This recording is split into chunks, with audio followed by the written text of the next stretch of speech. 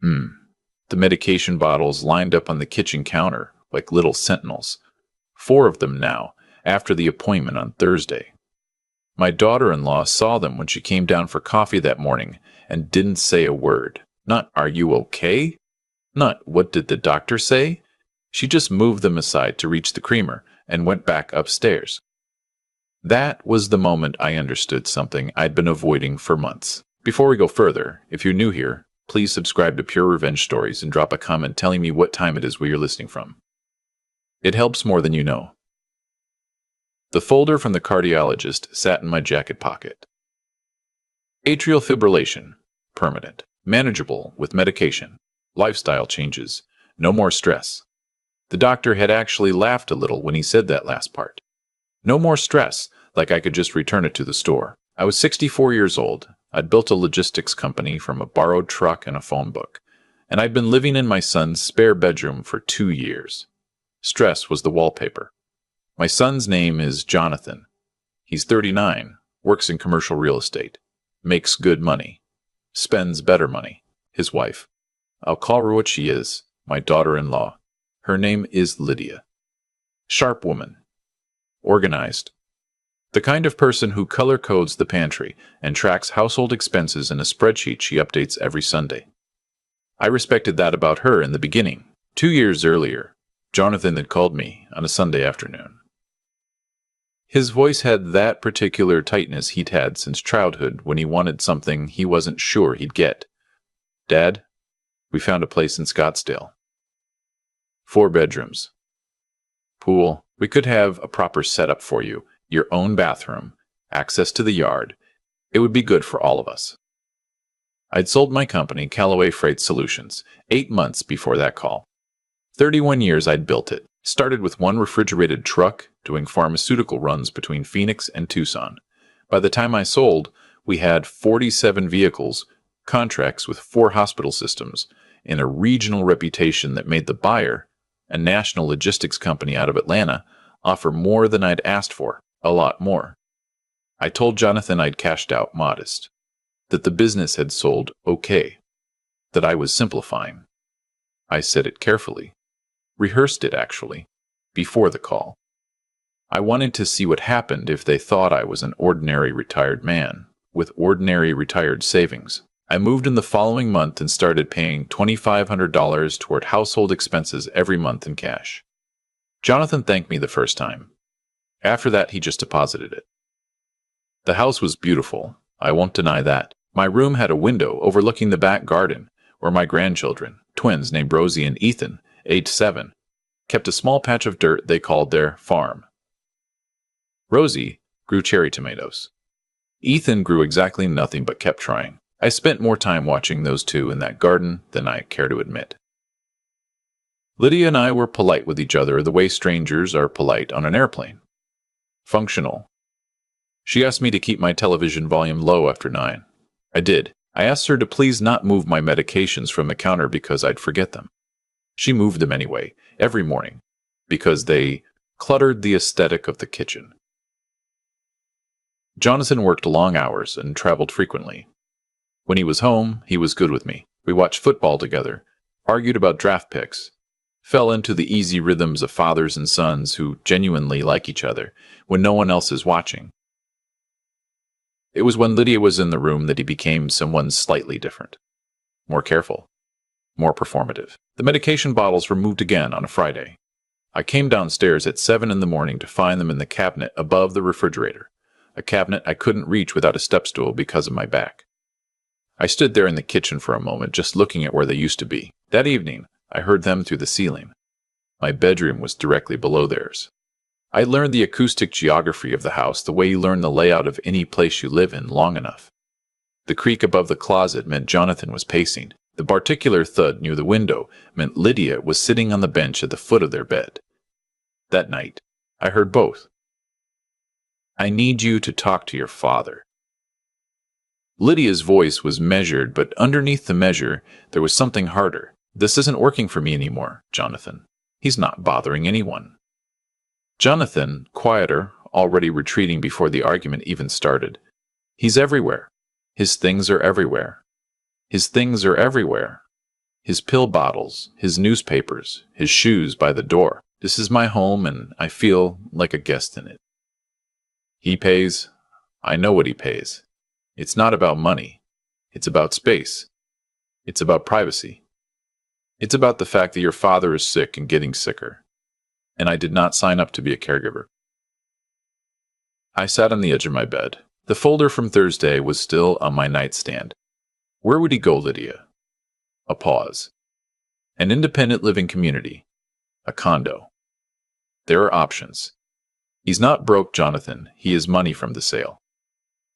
He doesn't have, he said it was modest. He said have.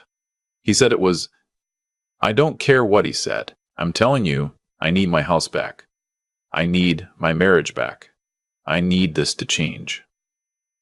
Another pause. Longer. Give him until the end of the month. The end of the month was 19 days away. Jonathan knocked on my door the next morning. He made coffee first, which told me everything. He only made coffee when he was buying himself a few extra minutes. He set a mug in front of me and sat across the kitchen table and looked at the mug for a long time. Dad, I've been thinking. It might be better for your health, to have your own space. Your own routine, less noise with the kids, more control over your environment. He looked up briefly. It's really about your health. The phrase, it's really about your health, had clearly been workshopped by someone. I looked at my son and felt something I hadn't expected. Not anger, not hurt exactly, but a cold clarity, like a lens finally focusing. I understand, I said. He blinked. UK. Good, that's good. I'll make arrangements this week. He nodded and drank his coffee, and we didn't speak about it again. That afternoon, while Lydia was at yoga and Jonathan was at the office and the twins were in school, I sat at the small desk in my room and opened my laptop. I went to the private banking portal I'd been using for 3 years. The kind of portal that doesn't have a mobile app and requires 2 forms of authentication and doesn't advertise itself because its clients prefer it that way.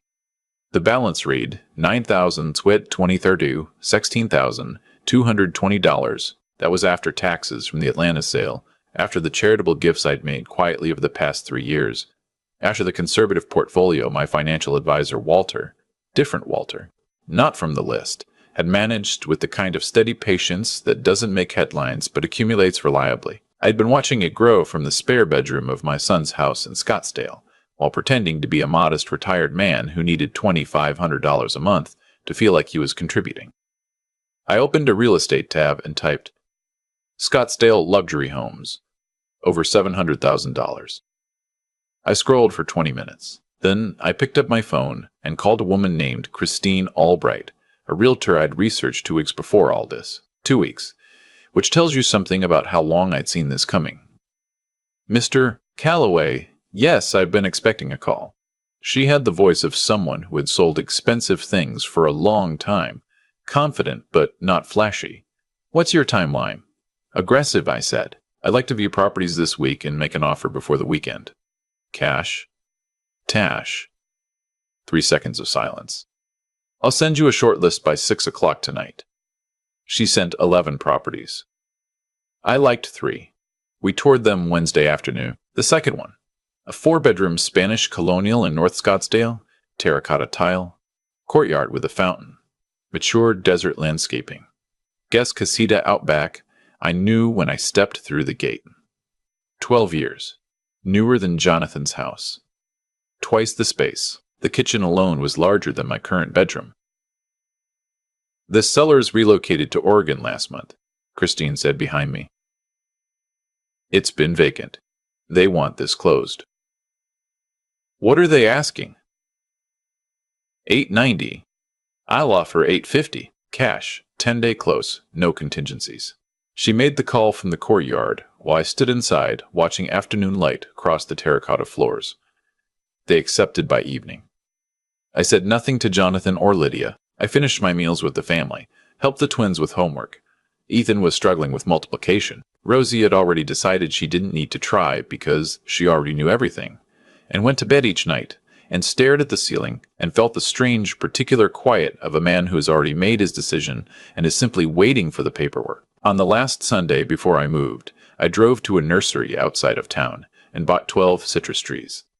Lemon, lime. 1 Meyer lemon because the twins liked lemonade. I had them delivered directly to the new house. The woman at the nursery seemed puzzled that I didn't want to take them myself. "They're for a property I'm moving into," I said. "I want them in the ground before I get there." The morning I left, I woke at 5:30. Jonathan was asleep. Lydia was asleep. I made my own coffee, sat at the kitchen table alone, and wrote a note on the back of an envelope. I had drafted it 4 different ways over 3 nights. The final version, Jonathan. I found new housing and will be out by noon. Thank you for the time here. The bedroom is clear. I wanted to respect the timeline you gave me. Tell Rosie the tomatoes need water twice a week in this heat. Dad, I set it on the table. Under the corner, I placed an envelope with $2,500 cash, my last month's contribution, prompt as always. Then I folded one more piece of paper and put it beside the note. A business card for Anderson & Price, a business law firm in downtown Phoenix, and a note in my own handwriting that said only, regarding the loan agreement dated March 2022. Their attorney will be in touch. The movers arrived at 8. I'd hired a company from outside their neighborhood on purpose. Jonathan's networks ran deep in local real estate, and I didn't need the story spreading before I was ready. By 11:15, everything I owned was in the Spanish Colonial in North Scottsdale. By noon, I was standing in the courtyard listening to the fountain run, watching a hummingbird investigate the bougainvillea I'd asked the property manager to plant against the east wall. Jonathan called at 2:47 p.m. I let it go to voicemail. The message was 6 words. "Dad, please call me. I'm sorry." 6 words after 64 years. I didn't call back that day. I unpacked my study instead, organized my books, set up the desk by the window that looked out over the courtyard. The twins would have the guest casita when they visited, if they visited. I put 2 twin beds in there and painted the walls a soft sand color. I'd also bought a small tomato planter and set it on the casita porch. Rosie would notice. What Jonathan discovered when he called Anderson & Price was this: 3 years earlier, when I'd given him $120,000 toward the Scottsdale house, $80,000 toward the down payment, $40,000 for the renovation of the primary suite, and the backyard pool that Lydia had wanted. I had done so through a properly structured loan agreement. Jonathan had signed it at the kitchen table of our old family home, the night before they closed escrow. He'd been nervous and excited and grateful, and he'd signed everything I put in front of him because I was his father, and it was money and it felt like a gift. The agreement included a standard acceleration clause.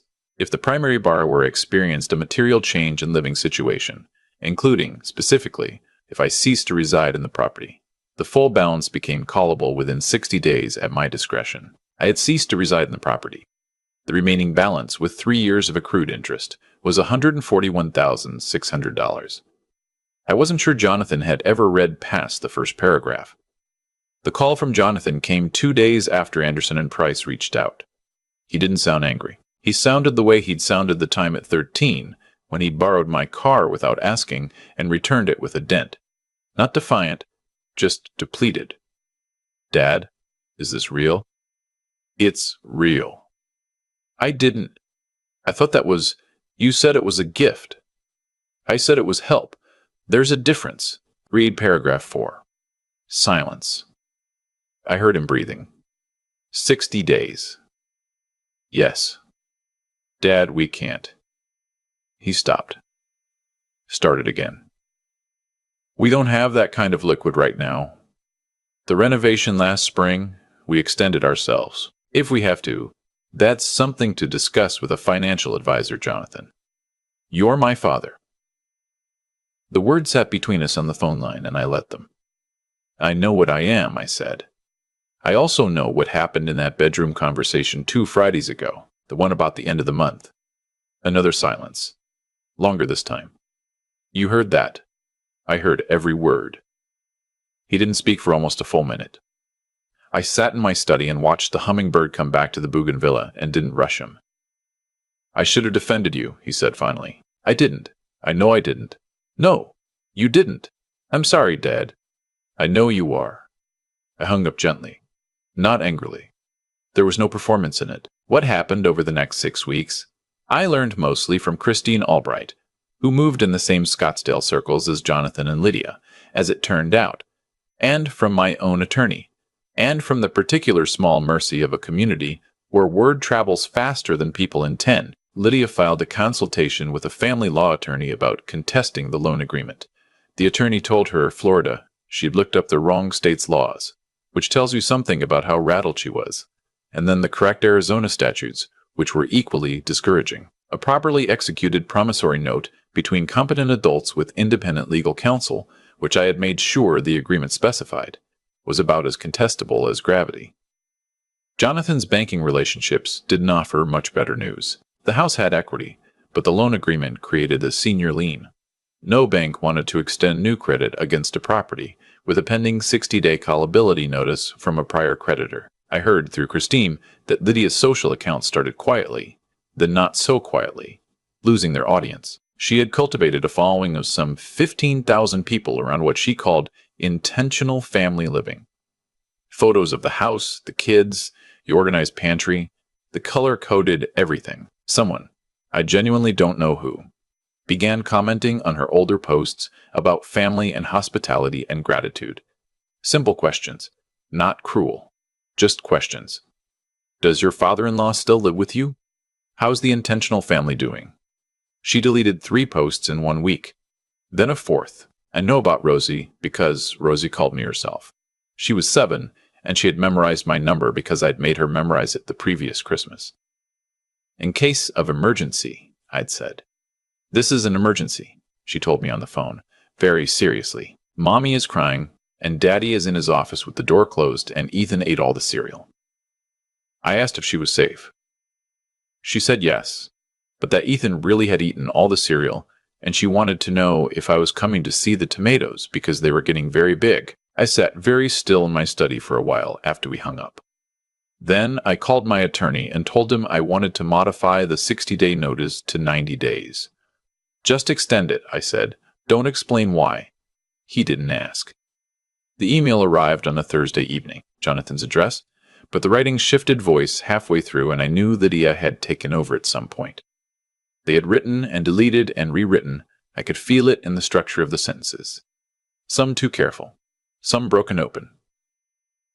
Jonathan wrote the first part. He didn't excuse himself. He said he had prioritized his marriage over his father, and had told himself it was reasonable when he knew it wasn't.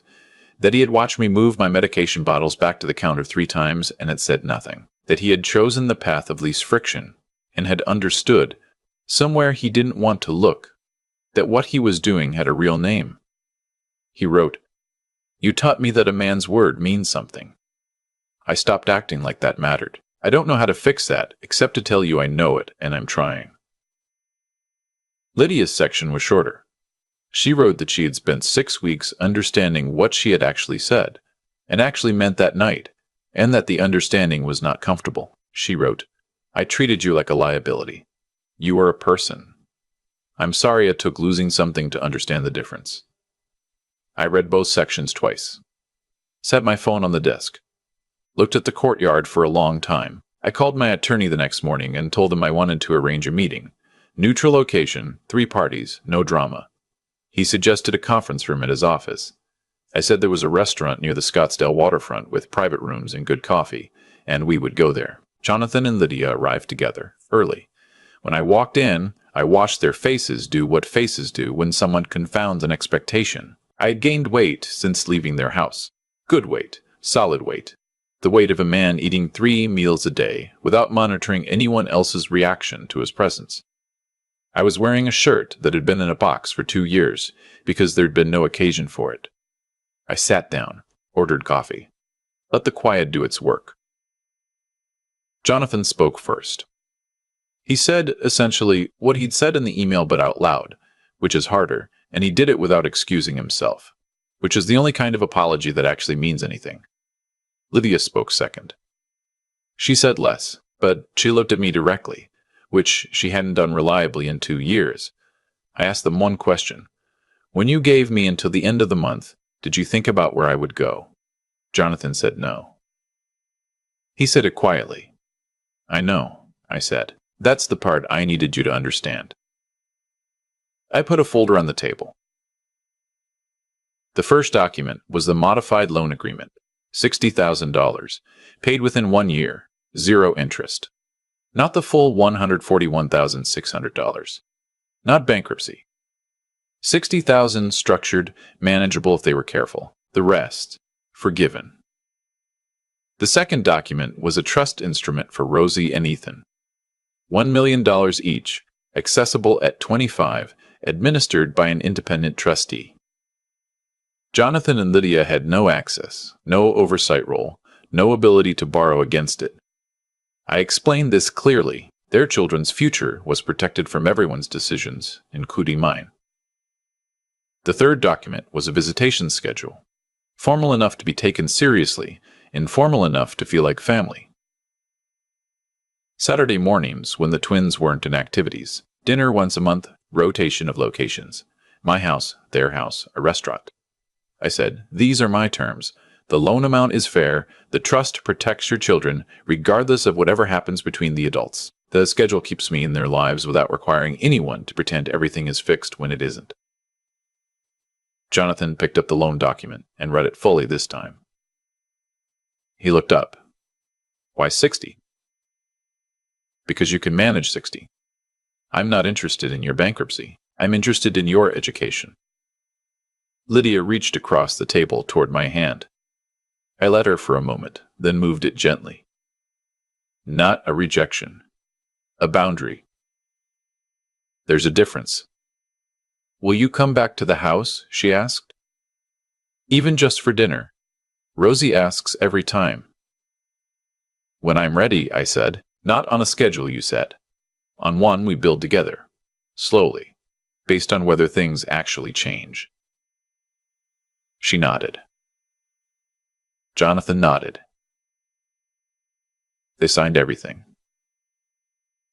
I drove home along the perimeter road, windows down, late afternoon light going gold over the desert. The Spanish Colonial was lit warm when I pulled through the gate. The citrus trees along the back wall had put out new growth, small and pale and determined, the way new things are.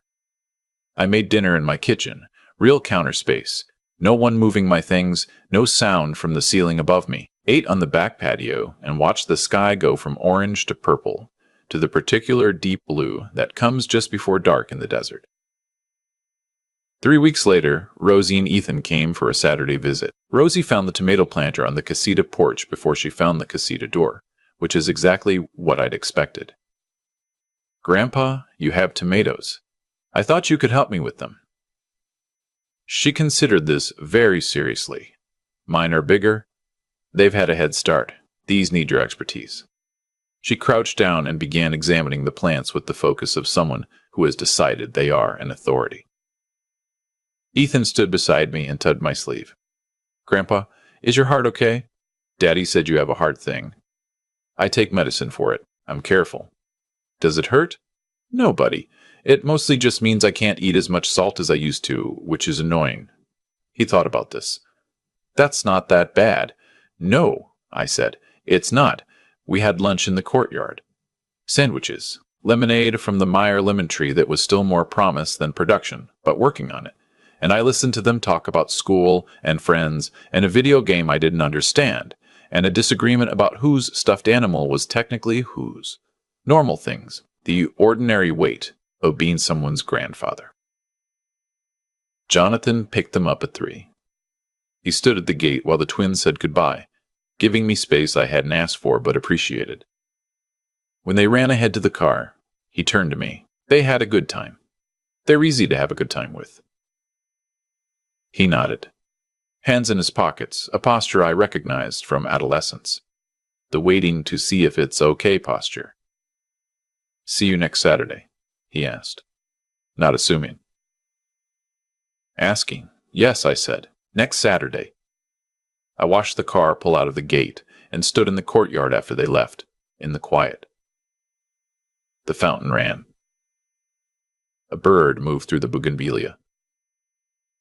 The light had gone long and sideways, the way it does in the desert at that hour, turning everything patient and gold. I had spent 31 years building something from nothing. A truck, a route, a reputation, a company. I had spent 2 years living small in someone else's house to find out who they really were. I had spent 6 weeks watching the cost of their choices land. I had spent 3 weeks building something new on my own ground. I was 64, I had a heart that needed managing, and I was home. That, it turned out, was more than enough. If this story moved you, please like the video, subscribe to Pure Revenge Stories, and tell me in the comments, what time is it where you are? And what would you have done differently? I read everyone. Click the box on the left for the next story, and thank you for being here. People ask me sometimes what the hardest part was. They assume I'll say the night I heard Lydia's voice through the ceiling, or the morning Jonathan handed me a coffee cup instead of an honest conversation. But it wasn't either of those things. The hardest part was buying that tomato planter for the casita porch before I'd even moved in. Standing in the nursery, choosing the right size pot, knowing Rosie would find it before she found the door. That was a moment I understood what I was actually doing. Not punishing anyone, not winning anything. I was building a life that had room for the people worth keeping, on terms I could live with. I've thought a lot about why Jonathan became who he became in that house. He isn't a bad man. I raised him and I know what's in him. But there's a particular kind of weakness that looks like love from the inside. The willingness to let someone else make every hard call so you never have to be the one who said the wrong thing. Jonathan handed that job to Lydia and called it a marriage. And Lydia, to her credit, was honest about it eventually. She said she treated me like a liability. That took something to admit. What I've come to understand is that people don't reveal themselves in the good years. They reveal themselves in the inconvenient ones. When you're healthy and useful and bringing something obvious to the table, everyone is glad you're there. The real question, the one that actually matters, is what happens when you become complicated. When you have a diagnosis folder on the passenger seat and 4 medication bottles on the counter, and you're taking up a bedroom that could be something else. That's when you find out what the people around you are actually made of. I don't hold what Lydia said against her the way I once thought I would. She was afraid. People who are afraid of aging, afraid of inconvenience, afraid of anything that disrupts the curated version of their life. They say things through walls they'd never say to your face. The cruelty isn't always intentional. Sometimes it's just what fear sounds like when it thinks no one is listening. But I was listening. And what I heard changed the calculation. I spent 31 years making decisions that other people called impossible until I made them work. One truck, one route, one contract at a time. What I know from that, what I know in my bones, is that your circumstances only have the power you give them. I chose to live small in that spare bedroom. I could have chosen differently at any point. The test wasn't about finding out if they deserved my money. It was about finding out if they could see me clearly when they thought I didn't have any. They couldn't. And that was the answer I needed. The $60,000 in the loan agreement wasn't revenge. It was accountability with a human face on it. Painful enough to be real, survivable enough to mean something. You don't teach anyone anything by destroying them. But you also don't teach anyone anything by protecting them from the weight of what they've done. Jonathan needed to feel the ground shift. So did Lydia. So I let them feel it. And then I built a door back in. Rosie found the tomato planter on her first visit. She crouched down and examined every stem with the seriousness of a 7-year-old who has decided she is an expert. I watched her and thought, this is what it's all for. Not the house, not the portfolio, not the quiet satisfaction of watching a loan agreement land on a kitchen table. This small person taking something seriously. This ordinary Saturday morning with lemonade and fountain water and 2 kids who never stopped loving their grandfather, even when the adults around them made everything complicated. I'm 64. My heart needs managing. I take 4 medications every morning in a kitchen where no one moves them.